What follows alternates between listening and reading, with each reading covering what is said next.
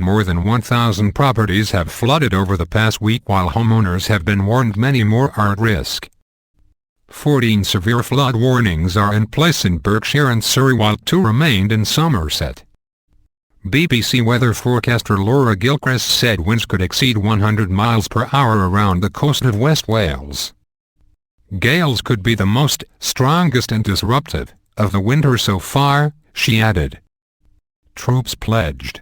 The Met Office has issued an amber, be prepared, warning of wind on Wednesday, as well as yellow, be aware, snow, wind and rain warnings. The warning for snow covers northern and western parts of the UK, but not the southwest, mostly until mid-morning Wednesday. On Tuesday, PM David Cameron said money was no object in this relief effort, but warned things could get worse before they get better. He announced measures including getting insurance companies into affected areas so people can make their claims quickly, and grants to help homeowners build better flood defenses and repair properties. He would chair a new cabinet committee on Thursday to deal with the recovery, he announced. And he pledged that 1,600 troops, later corrected to 600 by Downing Street, would be deployed by the end of Tuesday. BBC Weather's Elizabeth Siri has the latest forecast. Thousands more would be available for tasks including filling and moving sandbags and helping the sick and the vulnerable.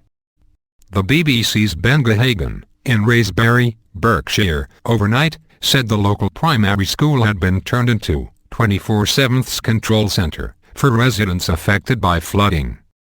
Lucy Foster, who has been helping to run the operation, said the village had been looking after itself for a long time, and morale was getting very low, energy levels were getting low. Finally, we've got the boys and girls that we need, we've got the army, the police force, the fire service, and getting a lot of support from them and a lot of direction from them, which is what was needed. Our correspondent said that, with so many homes in the village evacuated, there was a real fear some of the empty properties might be looted, so the army had set up checkpoints on some roads to monitor overnight who comes and who goes. Unprecedented flooding.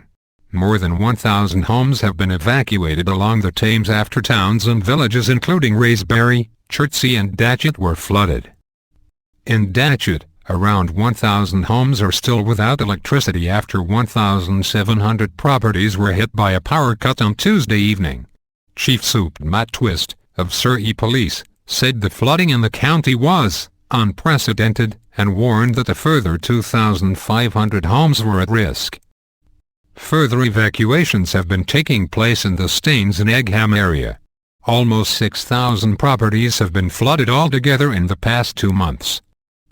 About 100 properties remain flooded on the Somerset levels, where extra pumps are being brought in from the Netherlands, and groundwater flooding is also expected in the coming days in Hampshire, Kent and parts of London.